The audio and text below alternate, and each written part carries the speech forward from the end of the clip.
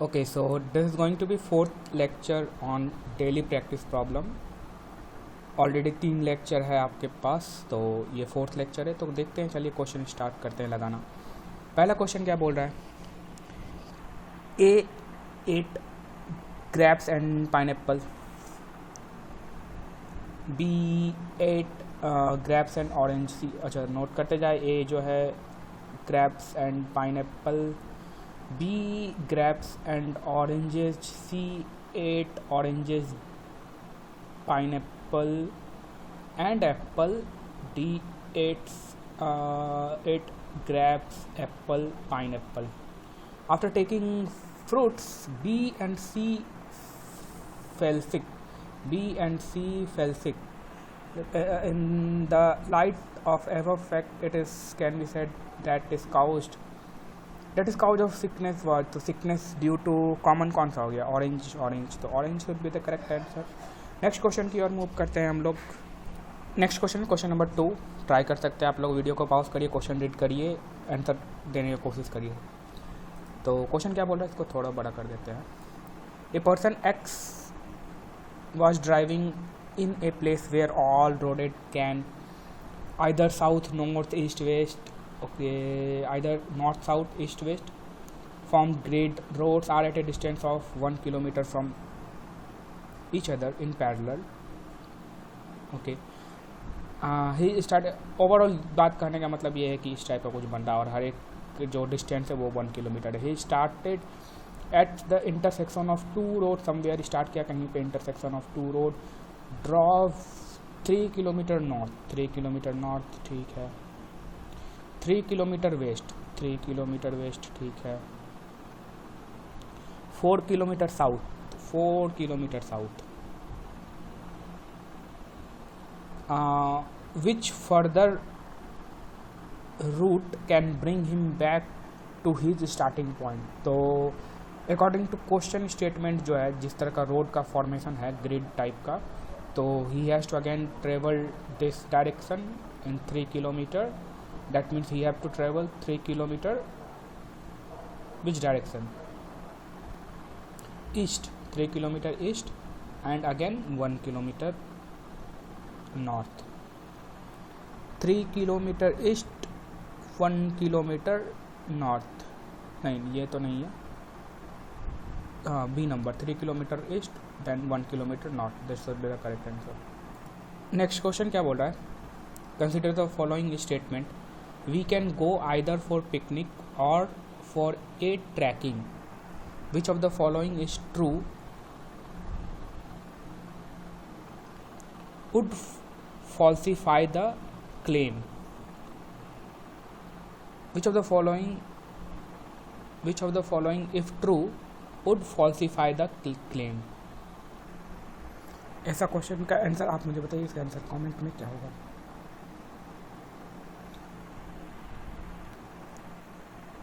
इस स्टेटमेंट पे आपको मेनली फोकस करना है। If true would falsify this claim. बताइएगा इसका आंसर क्या होगा। मैं नेक्स्ट लेक्चर में इसका आंसर बताऊंगा आपको क्या होगा। नेक्स्ट क्वेश्चन की ओर मूव करते हैं। क्वेश्चन नंबर 4 क्या बोल रहा है? There were 50 faculty members comprising 30 male and rest female. तो 50 में से 30 मेल है तो 20 फीमेल होगा। No male faculty member knew music. तो कोई भी म्यूज़िक इसमें से नहीं जानता है। But many of the female faculty member did. और बहुत सारी फीमेल फैकल्टी है जो कि म्यूज़िक उनको पता है। सबको नहीं, बहुत सारे को। ऐसा कुछ डाटा नहीं दिया हुआ कितने को। The head of the institution invited six faculty member to tea party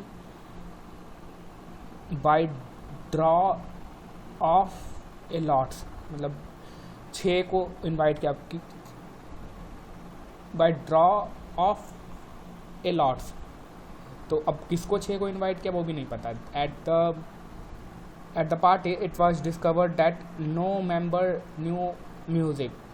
तो द कंक्लूजन, अब ऑब्वियस है उस में से मेल भी हो सकता है, फीमेल भी हो सकता है, क्योंकि फीमेल के बारे में ये नहीं बोला गया कि सारे म्यूजिक पता है। फीमेल के बारे में क्या लिखा हुआ है कि बट मैनी ऑफ दी अवर, सिर्फ many of the our, many of female faculty. तो ऑब्वियस है सारा नहीं जानती है, तो वो मेल भी हो सकता है, फीमेल भी हो सकता है। स्टेटमेंट पढ़ते क्या क्या दिया हुआ, the party comprised male faculty, नहीं ऐसा नहीं पॉसिबल है। हो सकता है एक पॉसिबिलिटी ये है, बट इसके अलावा भी अदर पॉसिबिलिटी है। तो the party comprised only female faculty member who could not give renderings in music, ऐसा भी नहीं है। The party comprised both male and female faculty member, ऐसा भी नहीं है, सिर्फ मेल से भी ले सकते थे। Nothing can be said about the gender composition of the party, तो सबसे अप्रोप्रिएट यही आंसर लगा, तो उसका करेक्ट आंसर डी होगा। क्वेश्चन नंबर 5 की ओर मूव करते हैं। 5 members ABCDE are seated about a round table, ठीक है, सब राउंड टेबल पर बैठे हुए। Every chair is spaced equidistance from adjacent chairs. C is seated next to A, तो सारा पॉसिबिलिटी ड्रॉ करेंगे। C is seated next to A, C is seated next to A, A is seated two seats from D, A is seated 2 seats from D। Okay, A यहाँ अगर है तो 2 seats from D, तो D यहाँ हो सकता है, may be D यहाँ होगा कहीं पे, और ये स्पेस खाली है। A अगर यहाँ है तो D को हम यहाँ पे बैठा देते हैं। B is not seated next to A, B यहाँ पे नहीं बैठ सकता है। कितना हुआ, 1 2 3 4 हो गया, तो 5वां B को हम यहाँ नहीं दे सकते हैं, B को हम यहाँ नहीं दे सकते, तो B ऑब्वियस है यहाँ पे आएगा, और ये B यहाँ पे आएगा। और जो 5वां मेंबर होगा, 4 तो हो गया, 5 ही है ना, हाँ। On the basis of above information, तो A B C D हो गया, बच गया E, तो E यहाँ पे आएगा, और इस केस में E यहाँ पे आएगा। तो इसको आप इस तरह से सर्कल बना दीजिए, ठीक है, इस तरह से बैठा हुआ है। On the base given which of the following D is seated next to B, D is seated next to B, ठीक है, दोनों केस में वही है, ट्रू है। E is seated next to A, E is seated next to A, ये भी true है। D and C are separated by 2 seat, D और C जो है separated by 2 seat। तो इसमें क्या है ना कि अगर आप इस डायरेक्शन में जाइएगा, अगर आप इस डायरेक्शन में जाते हैं तो जो है D और C सेपरेटेड बाय 2 हो जाएगा, बट अगर आप D से इस डायरेक्शन में जाते हैं तो ये सेपरेटेड बाय ओनली 1 मेंबर। इस केस में भी वही है, D और C अगर इस डायरेक्शन में जाते हैं तो सेपरेटेड बाय 2 मेंबर, इस डायरेक्शन में जाते हैं तो ये कोई फिक्स नहीं है, ये फिक्स इन्फॉर्मेशन नहीं बता पा रहा है, क्योंकि डायरेक्शन वगैरह तो लिया नहीं गया। तो D and C are separated by 2 seat, not sure, आप 1 सीट भी बोल सकते हैं। तो select the correct answer using the given code, तो 1 और 2 करेक्ट है, तो इसका बी आंसर होना चाहिए। Okay, let's move to another question. There are 5 hobby club in a college, photography,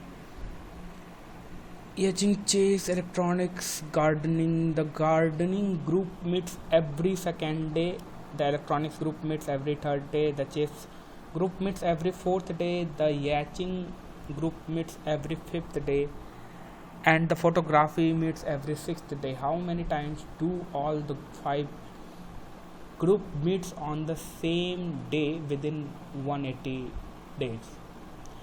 तो क्या करना है आपको, लीस्ट कॉमन मल्टीपल निकालना है इनका। Every second day, 3rd day, 4th day, 5th day, 6th day. तो इसका लिस्ट कॉमन मल्टीपल निकाल दीजिए, तो 1 3 2 5 3 3 1 1 2 5 1 10 6 60, तो 60 आ गया ये LCM। आपको ये डेज होगा 60 डेज, तो ये कॉमन है सबके लिए, तो 180 डेज में देखना है, तो 180 डिवाइडेड बाय 60, दैट मीन्स कि 3।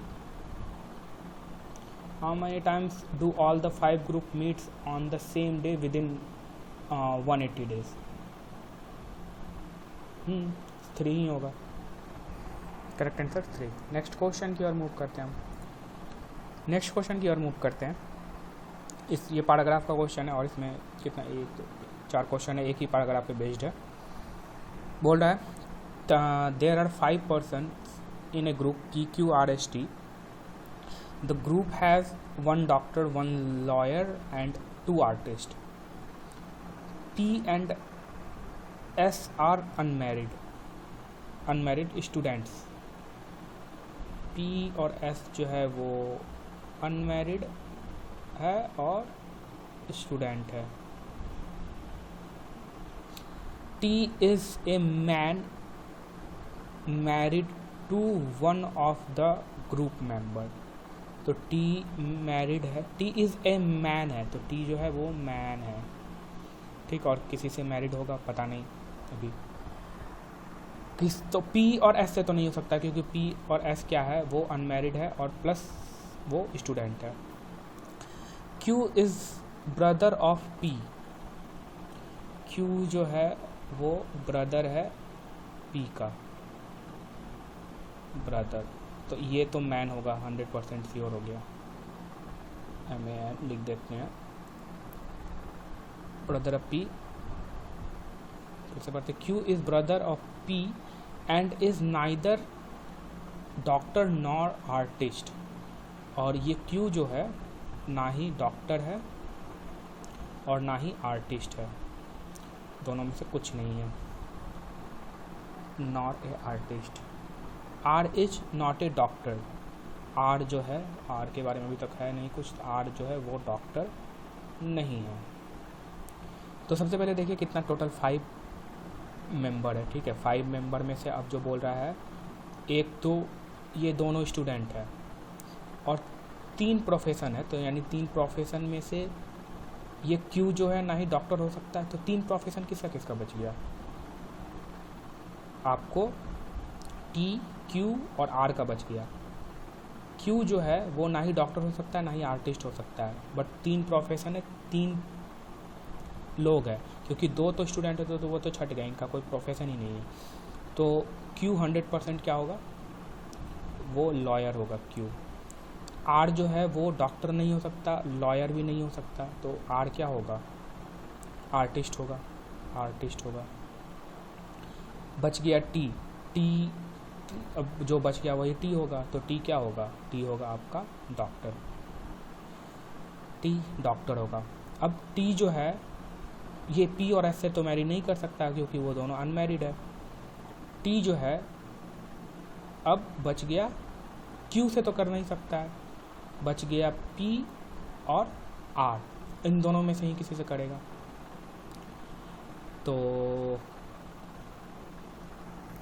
तो इस ये मैरिड किससे कर सकता है, यानी तो P से कर सकता है, यानी तो A से करेगा, सॉरी R से करेगा। तो अच्छा करो, the group has 1 doctor 1 lawyer, P and S are unmarried, ठीक है। T is man married to one group। Q is the brother of P and is neither a doctor nor a artist। अच्छा यहाँ एक चीज़ हम गलती की है, यहाँ ये चीज़ Q जो है वो ब्रदर ऑफ P है, Q is brother of P and is neither, नहीं सही तो है, Q is brother of P and neither A doctor not an artist, ठीक है, ये सही है, कुछ में कोई गलती नहीं है। R is not a doctor, R जो है वो डॉक्टर नहीं है, तो सब कुछ तो सही है। तो इसमें से पहले देखते हैं पहला क्वेश्चन क्या। पहला क्वेश्चन बोल रहा है हु इज़ डॉक्टर, तो डॉक्टर कौन है, T है, तो T इसका करेक्ट आंसर होगा A का।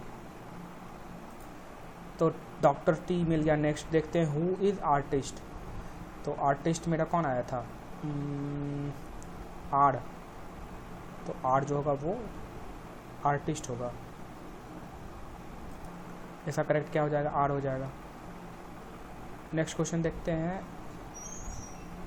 Who is the spouse of R, तो R का स्पाउस कौन है, तो आर का स्पाउस टी हो सकता है, टी चांसेस है होने का, क्योंकि टी जो है is a married man, T ही एक ऐसा है जो मैरिड मैन है। और T is a married man is one of the group, तो टी हो सकता है। उसका नेक्स्ट क्वेश्चन देखते हैं, ये क्या है, फॉर लॉयर कौन है, हु इज़ लॉयर। तो लॉयर जो है मेरा कौन आया था, क्यू आया था ना, तो क्यू इसका जो होगा करेक्ट आंसर होगा। इसका टी होगा, 100% टी होगा, जो भी इंफॉर्मेशन दिया हुआ उसके अकॉर्डिंग। हाँ, ये होगा सबका आंसर।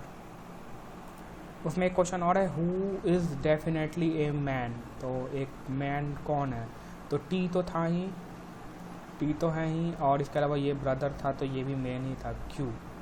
क्यू और टी, देखते हैं ऑप्शन में क्या दिया हुआ है, क्यू दिया हुआ है तो क्यू जो होगा वो 100% मैन होगा। ये था, इसमें कितना क्वेश्चन का हो गया, 1 2 3 4 5 क्वेश्चन का हो गया। नेक्स्ट क्वेश्चन की ओर हम लोग मूव करते हैं। अब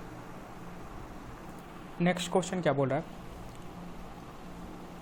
4 friends ABCD need to cross a bridge, a maximum 2 person can cross it at a time, it is night and they just have 1 lamp, persons that cross the bridge must carry the lamp to find the way, a person must walk together at the speed of slower person। अच्छा, दो अगर person walk कर रहे हैं तो दोनों को walk करना होगा, जो सबसे जो स्लो वॉक कर रहा है दोनों में से उसके हिसाब से। After crossing the bridge the person having faster speed in the pair will return with the lamp each time to accompany other person in group। अच्छा, दोनों में से जो फास्टर होगा वो फिर रिटर्न हो जाएगा ताकि दूसरे पर्सन को ले जा सके। Finally the lamp has to return at the original place and the person who returns the lamp has to cross the bridge again without lamp. Okay, तो ये दिया हुआ है, दे दिया पहले, to cross the bridge the time taken by, अच्छा दिया हुआ है कि अगर अकेले सिर्फ ए अगर एलॉन क्रॉस करता है ब्रिज तो 1 मिनट लगेगा, बी अगर क्रॉस करता है तो 2 मिनट, सी अगर क्रॉस करता है तो 7 मिनट, डी अगर क्रॉस करता है तो 10 मिनट। तो इसमें से सबसे फास्टेस्ट कौन है, ए है। तो अगर मान लीजिए ब्रिज के इस पार जाना है तो क्या करेगा, ए जो है बी को लेके जाएगा, तो जब ए बी को लेके जाएगा तो दोनों में से स्लो का स्पीड किसका है, बी का है, तो ए को बी के स्पीड से हिसाब से चलना होगा। तो 2 मिनट तो लग ही जाएगा यहाँ तक, इस एंड तक आने में, दोनों एक साथ आएगा। तो अब बी यहाँ छूट जाएगा और ए क्या होगा, with the fastest speed that is 1, वो रिटर्न हो जाएगा। तो बी को टोटल पहुँचाने में ए को कितना टाइम लगा, तो 3 मिनट इसको रख दिए। अब जो है ए क्या करेगा, फिर से सी को ले जाएगा, बी तो पहुँच गया उस साइड, सी को ले जाएगा, तो सी को ले जाएगा तो 7 मिनट तो लगेगा ही लगेगा, प्लस फिर ए रिटर्न होगा इधर, तो टोटल 8 मिनट लग गया, सी उधर चले गया। ठीक है, अब डी को लेके जाएगा तो डी को 10 मिनट लगेगा, फिर इधर ए आएगा, तो टोटल 11। ठीक है, फिर अभी तो ए आपका इधर ही रह गया क्योंकि डी को गया 10, फिर इधर आया तो 11, अभी ए इधर ही है। अब क्वेश्चन में क्या लिखा था कि फाइनली डी ए को भी इधर आना है, तो उसको 1 फिर से लग जाएगा।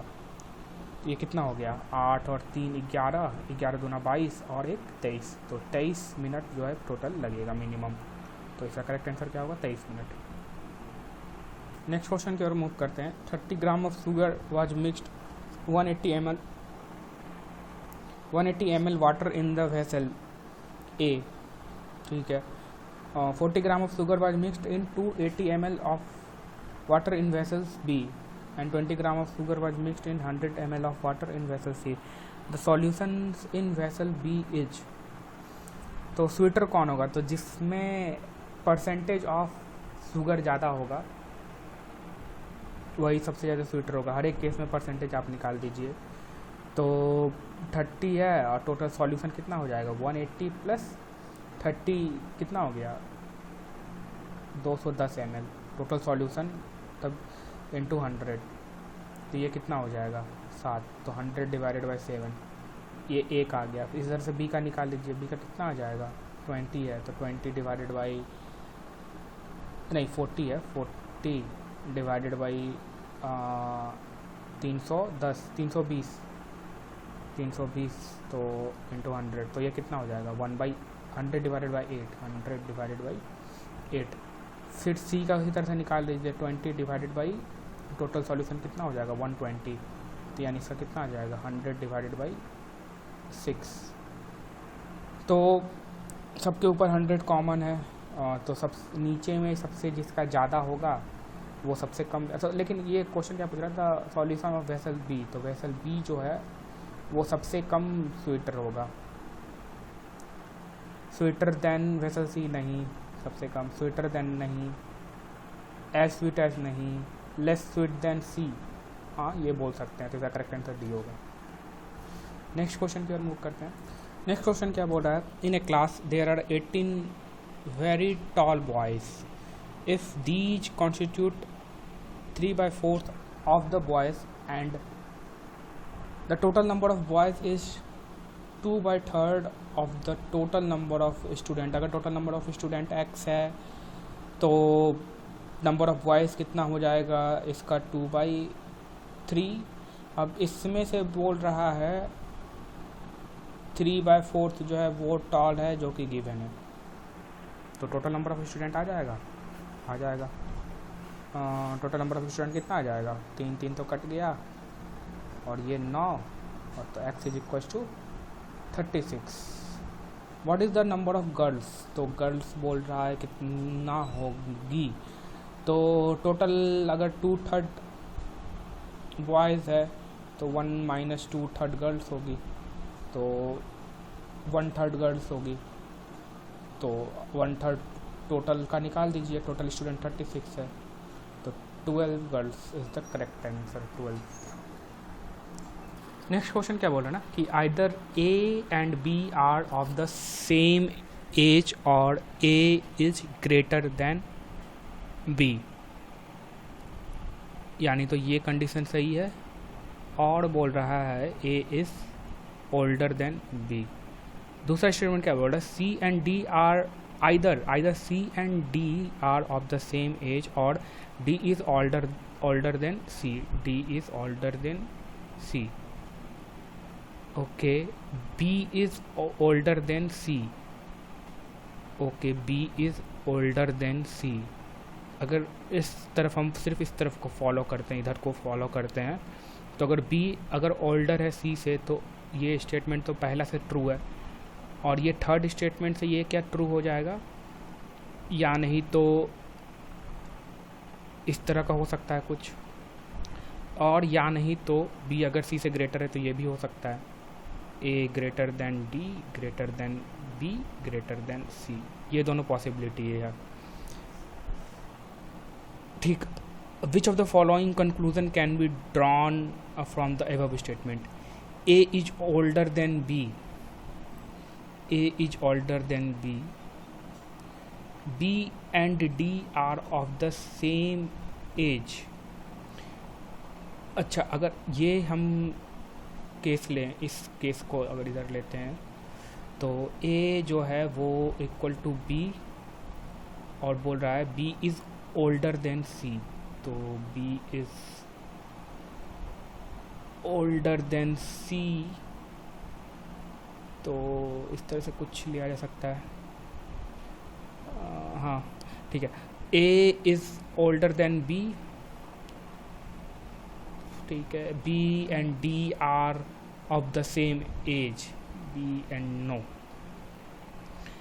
D is older than C, D is older than C, D is older than C, equal हो सकता है, बड़ा भी हो सकता है, इक्वल भी हो सकता है, A is older than B, A जो है वो बड़ा भी हो सकता है, ओल्डर भी हो सकता है, equal, D A is older than C, A is older than C, A जो है C से ओल्डर होगा, ओके। इसका देखिए करेक्ट आंसर क्या होगा, डी ही होगा। क्यों होगा, अब थोड़ा सा गौर करिएगा। ए इज ओल्डर देन बी, ये स्टेटमेंट दिया हुआ है, मैंने सारा कंडीशन यहाँ पे निकाल दिया, पहला, दूसरा और ये तीसरा। A is older than B, A is equals to B, एक और बी का एज सेम है, यहाँ से निकल रहा है। A is older than B यहाँ से शुरू है, यहाँ से शुरू है, एक तो कंट्राडिक्ट कर रहा है ना, इसलिए इसको पिक नहीं करेंगे। B and D are of the same age, ये तो ऐसे ही गलत हो गया। D is older than C, D is older than C के इक्वल भी हो सकता है और ओल्डर भी हो सकता है, इसलिए इसको भी पिक नहीं किए। ए इज ओल्डर देन सी, ठीक है, ए यहाँ पे सी से ओल्डर है, इक्वल का केस नहीं बन रहा है। ए यहाँ से भी ओल्डर है, ए यहाँ पे से भी ओल्डर है, तो यहाँ पे इक्वलिटी कहीं केस ही नहीं बन रहा, तो सबसे अप्रोप्रिएट जो आंसर होगा वही होगा, डी नंबर। नेक्स्ट क्वेश्चन की ओर मूव करते हैं हम। नेक्स्ट इस पैराग्राफ पे बेस्ड क्वेश्चन है, 4-5 क्वेश्चन। तो सबसे पहले पैराग्राफ रीड करिए, क्या बोल रहा है पैराग्राफ।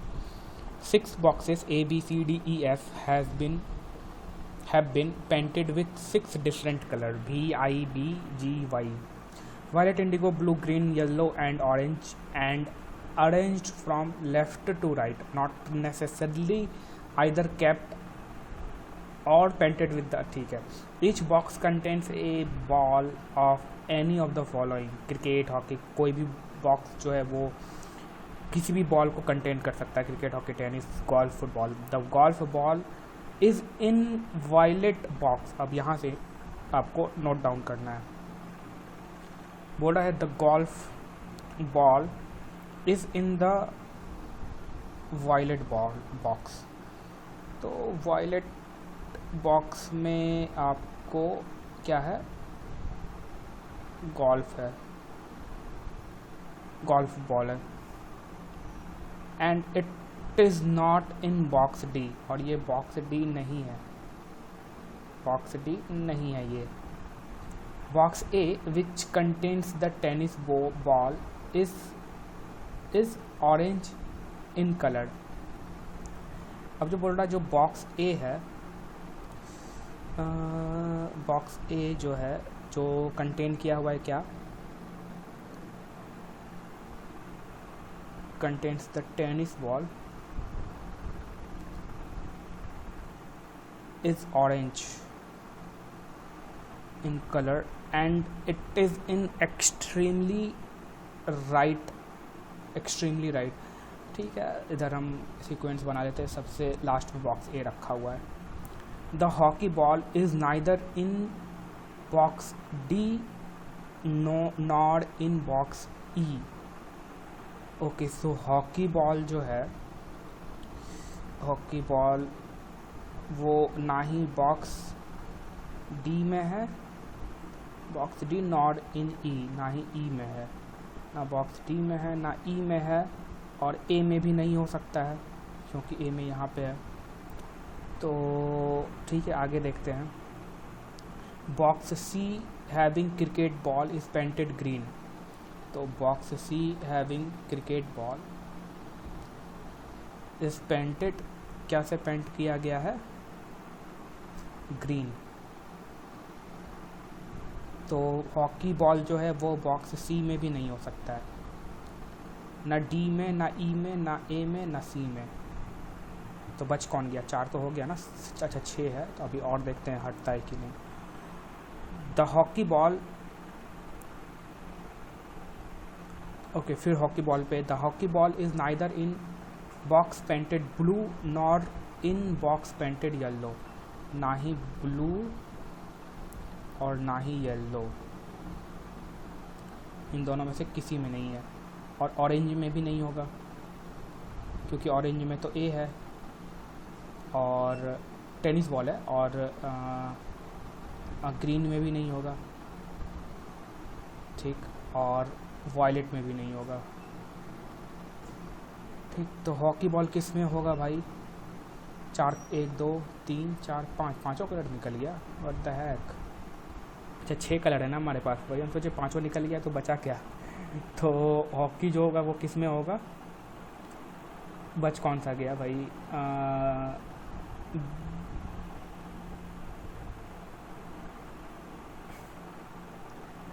वॉयलेट निकल गया, इंडिगो बच गया, तो हॉकी जो होगा वो इंडिगो वाले बॉक्स में होगा। ठीक, और नेक्स्ट क्या बोल रहा है, box C is fifth from right end next to box B. तो 1 2 3 4 5, तो fifth from right end next to, तो बी यहाँ पे भी हो सकता है, यहाँ पे भी हो सकता है, तो ठीक है, इसको कहीं पे भी रखिए, बी अभी हमको नहीं पता है, रहने दीजिए। लेकिन बी इसी दो, फोर्थ में से होगा या तो सिक्स्थ में से होगा। The box containing the hockey ball is between box containing golf ball and volleyball. Okay, अब सारा इंफॉर्मेशन को कलेक्ट करना है। तो ए का तो फंडा क्लियर हो गया, सी का भी क्लियर है, बच गया बी का। एक चीज़ और यहाँ पे दिया हुआ, box B, box C is the fifth from the next to box B. Box B contains volleyball, box B जो है वो कंटेन किया हुआ है वॉलीबॉल, तो बॉक्स बी को रहने दीजिए, वॉलीबॉल कंटेन करने दीजिए वॉलीबॉल। ठीक, अब जो है ये बी भी नहीं हो सकता है, तो भाई हॉकी किस बॉक्स में होगा? हॉकी ना ए होगा, ना बी होगा, ना सी होगा, डी भी नहीं होगा, ई भी नहीं होगा, तो हॉकी का बॉक्स क्या होगा? एफ होगा, और कलर क्या होगा? इंडिगो होगा। अब देखिए सारा का निकला कि नहीं, सारा बॉक्स, और ए निकल गया, बी का अभी मुझे क्या मालूम नहीं चला है, कलर मालूम नहीं चला है। ओके ठीक है, बी का कलर और सबका कलर तो मालूम है, तो बी को भी कलर असाइन कर देते हैं। तो कौन सा कलर? वायलेट हो गया, ऑरेंज हो गया, ग्रीन हो गया, इंडिगो हो गया। वायलेट हो गया, ग्रीन हो गया, वायलेट हो गया, ग्रीन हो गया, ऑरेंज हो गया, इंडिगो भी हो गया, येलो, येलो, येलो नहीं हुआ अभी, येलो, और कौन बचा हुआ है?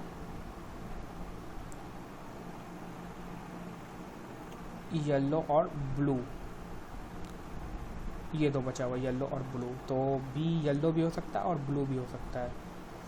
तो एक बार देख, 1 2 3 4 5, और कुछ इन्फॉर्मेशन ई के बारे में नहीं दिया हुआ है क्या? एफ़ के बारे में, एफ़ के बारे में तो हो गया, ई मेरा एक मिसिंग हो रहा है। ई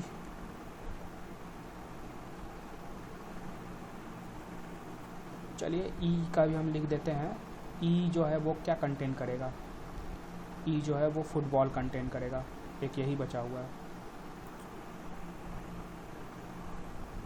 चलिए तो एक बार रीड कर लेते हैं क्या क्या, कुछ मिस तो नहीं हुआ। The golf ball is in violet box, ठीक है, is in violet box golf ball, and it is not the box D, it is not the box D. Okay, so ये बॉक्स डी नहीं है, तो इसका बॉक्स का assignment हम किए हैं कि नहीं किए हैं?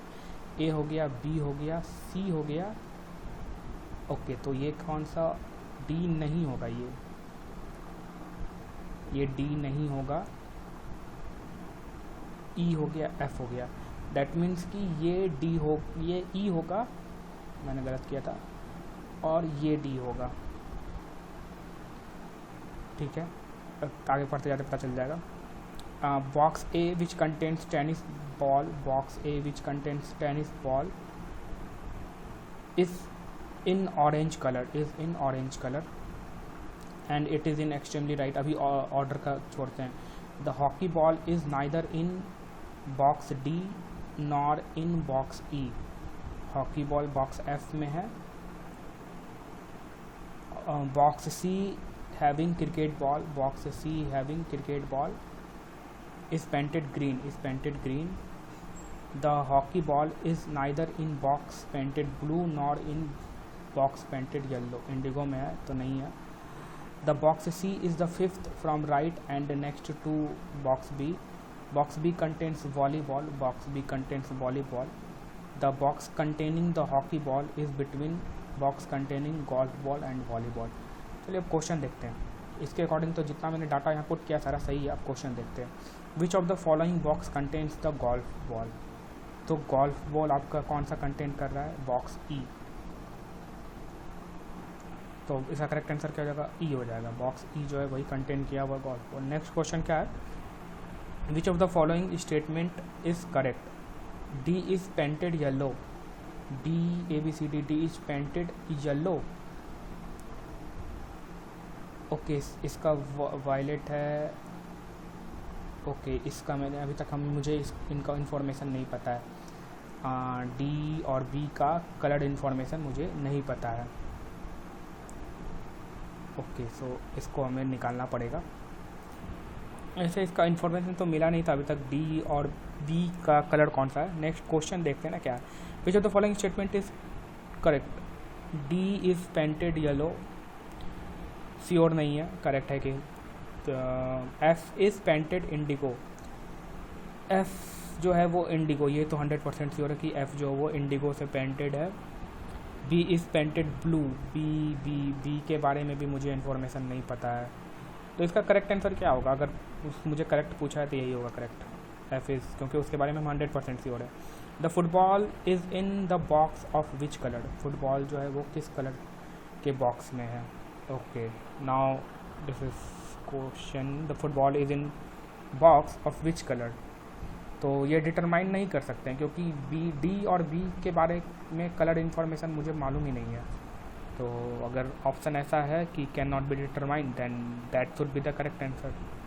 Can not be determined as data are inadequate, तो यही होगा इसका correct answer. The football is in box of which colour. Okay, so let's move to another question. Okay, so ये क्वेश्चन क्या बोला, two members X and Y are respectively 20% and 28% less than the third number Z. By what percent the x the Y less than the number X. तो इसका answer आप मुझे बताइएगा, क्योंकि अब लेक्चर को क्लोज करेंगे। तो 2 क्वेश्चन आज मैंने पूछा आपसे, दोनों का आंसर आप मुझे कमेंट सेक्शन में बताइएगा। अगर नहीं सॉल्व होगा तो मैं फिर नेक्स्ट लेक्चर में दोनों का आंसर प्रोवाइड करूँगा आपको। क्वेश्चन नंबर 19 एक ये, और आपका एक क्वेश्चन नंबर 3 या 4 था। देखते हैं कौन सा क्वेश्चन था।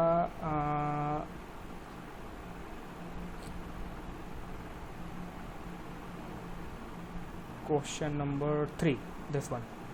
तो दोनों का आंसर आप मुझे कमेंट में बताइएगा नंबर के साथ।